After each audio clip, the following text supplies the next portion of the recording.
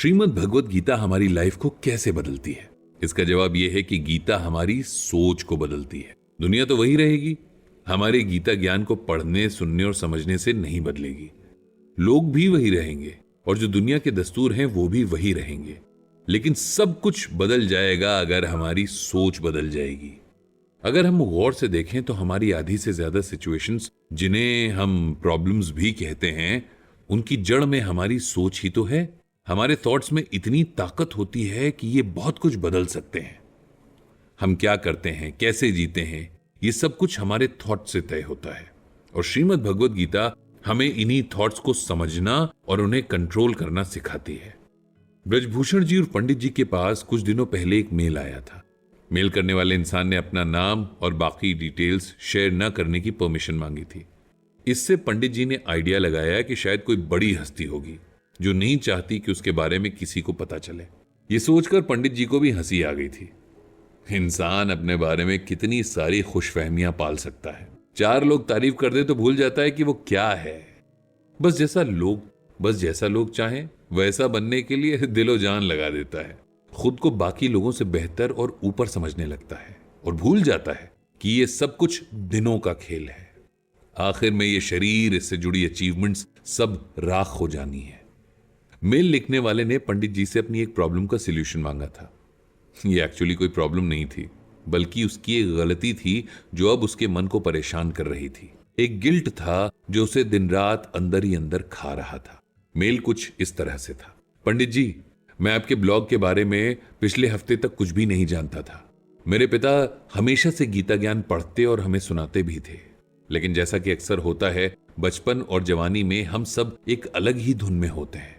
हम अपनी एक दुनिया में जी रहे होते हैं जिसमें बस कुछ सपने होते हैं और उनके पीछे भागने की एक दौड़ होती है।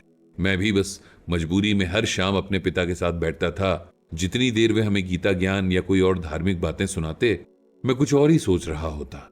तब ना तो इतनी समझ थी, ना ही अंदाजा था कि आगे आने वाली लाइफ कितनी टफ होने वाली है, और तब ये सब काम आने वाला है। मैं बचपन से ही स्पोर्ट्स में बहुत अच्छा था, बहुत मेहनत भी करता था। शुरू में तो मैं लगभग हर स्पोर्ट में पार्टिसिपेट करता था, लेकिन धीरे धीरे मेरा इंटरेस्ट हॉकी में फिक्स हो गया। मेरे फादर मेरे इस इंटरेस्ट को बहुत सपोर्ट करते थे। वे कभी भी एक टिपिकल फादर नहीं रहे। उन्होंने कभी मुझे किसी भी चीज के लिए प्रेशराइज नहीं किया कि मैं स्पोर्ट्स छोड़कर स्टडीज पर फोकस करूं, या कभी ये भी नहीं कहा कि मैं स्पोर्ट्स में सबसे अच्छा करूं। वे हमेशा कहते थे कि हमेशा वो करो जिसमें तुम्हारा दिल खुश हो, बाकी सब भूल जाओ। ये मत सोचना कि अलाना क्या कह रहा है या फलाना क्या कह रहा है। अपने मन का काम करते हुए अगर कभी सक्सेस ना भी मिले तो उस काम को करते हुए जो मीठी यादें हमने बनाई थी वो तो कम से कम हमेशा साथ रहती हैं। मेरे फादर का यही एटीट्यूड मुझे बहुत पसंद था, और अब समझ आता है कि ये एटीट्यूड उनमें गीता पाठ की वजह से ही आया था। मैंने अपने खेल में अपना 100% दिया।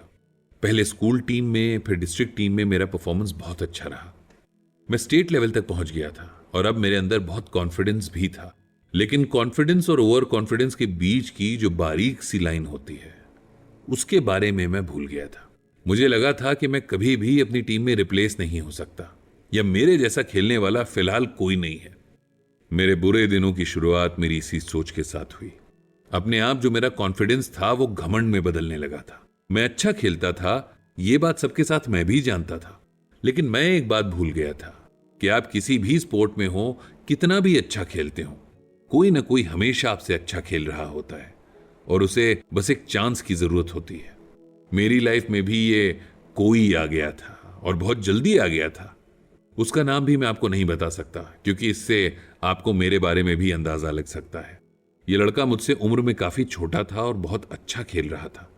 धीरे धीरे टीम में सब उसके गेम के फैन हो गए थे। अब सारी अटेंशन और तारीफ उसे मिलने लगी थी और मैं बहुत इनसिक्योर फील करने लगा था। मुझे लगने लगा था कि वो पूरी टीम में सिर्फ मुझसे कंपटीशन रखता है और बहुत सारे काम बस मुझे नीचा दिखाने के लिए करता है। धीरे धीरे मेरी इनसिक्योरिटीज मेरी इंटेलिजेंस पर हावी होने लगी।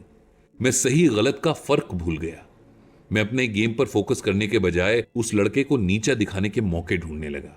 दिन रात इसी कॉन्स्पिरेसी में उलझा रहता और मेरी परफॉर्मेंस बुरी तरह खराब होने लगी। नौबत यहां तक की आ गई थी कि मुझे टीम में रखने या ना रखने पर बात होने लगी थी। फिर मैंने वो किया जिसके लिए मैं बेहद शर्मिंदा हूं और अपनी ही नजरों में गिर चुका हूं।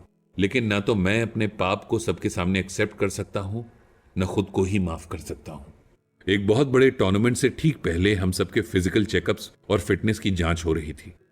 मैं जानता था कि अगर इस जांच में किसी के साथ कोई गड़बड़ी पाई गई तो वो सीधे टूर्नामेंट से बाहर हो जाएगा। इसीलिए मैंने बहुत प्रिकॉशंस के साथ अपने कंपेटिटर के खाने में कुछ ऐसी ड्रग्स मिला दी जो प्रोहिबिटेड थी। अगले दिन जब सबके टेस्ट हुए तब उसके ब्लड में इन ड्रग्स को पाया गया और उस पर इन्वेस्टिगेशन शुरू हो गई। साथ ही इन्वेस्टिगेशन पूरी होने तक के लिए उसे टीम से सस्पेंड कर दिया गया। इस तरह मैंने धोखे से अपनी राह के कांटे को हटा दिया था। कायदे से तो मुझे खुश होना चाहिए था, लेकिन उसकी नफरत में इस हद तक पहुंच जाने के बाद मुझे अचानक से अपनी करतूत पर शर्म आने लगी थी। मुझे एहसास हुआ कि ये मैंने क्या कर दिया। मेरी घटिया हरकत की वजह से उसका करियर खराब हो सकता है। शायद उसे फिर कभी खेलने का मौका भी न मिले। तब से मैं दिन रात अपने किए पर खुद को कोसता हूं। मैं किसी से ये बात कह नहीं सकता, क्योंकि ऐसा करने से मैं अपना सब कुछ खो दूंगा। मेरा नाम हमेशा के लिए खराब हो जाएगा। मुझे टीम से निकाल दिया जाएगा और इतने सालों से मेरे गुणगान करने वाले लोग मुझसे नफरत करने लगेंगे। मेरे पेरेंट्स मुझसे हमेशा के लिए नाराज हो जाएंगे। मुझ में इतनी हिम्मत नहीं है कि मैं अपनी करतूत को सबके सामने स्वीकार कर सकूं। आप प्लीज मुझे बताइए कि मैं क्या करूं। गीता ज्ञान से कुछ मुझे लिखकर भेजिए ना, कि मेरा पछतावा कुछ कम हो। पंडित जी ने यह मेल पढ़ा और बहुत देर तक सोचते रहे कि यह जेलसी भी कितनी खराब फीलिंग है। अच्छे खासे समझदार इंसान को अच्छे बुरे के सेंस से दूर कर देती है।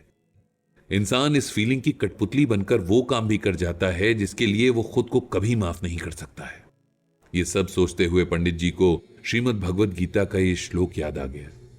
अपि चेद असि पपेभ्यम सर्वभ्यम पापकृत तमम सर्वम ज्ञान प्लवे नैव व्रजीनाम संतरिष्ट्यसि। यहां भगवान श्री कृष्ण अर्जुन को गीता ज्ञान की महिमा बता रहे हैं। भगवान कहते हैं कि जो सभी पापियों में सबसे अनैतिक माने जाते हैं, वे भी दिव्य ज्ञान की नाव में बैठकर भौतिक अस्तित्व के इस सागर को पार कर सकते हैं। इसे सिंपल वर्ड्स में ऐसे समझना चाहिए कि हर इंसान से गलती या कभी पाप भी हो जाते हैं। कुछ लोग अपने कर्मों या मन के कंट्रोल में रहकर बहुत बड़े पाप कर भी देते हैं, जिनकी इस दुनिया में कोई माफी नहीं है। लेकिन भगवान से मिलाने वाले ज्ञान की मदद से उनके पाप भी कट जाते हैं और उन्हें मुक्ति भी मिल जाती है। पंडित जी ने सोचा कि इस बेनाम मेल भेजने वाले को भी गीता ज्ञान की सख्त जरूरत है, ताकि वो अपनी जिंदगी के लिए बेहतर डिसीजंस ले सके और सबसे पहले अपने किए कामों की रिस्पॉन्सिबिलिटी ले सके। इसके बाद उन्होंने उसे मेल का रिप्लाई करना शुरू कर दिया।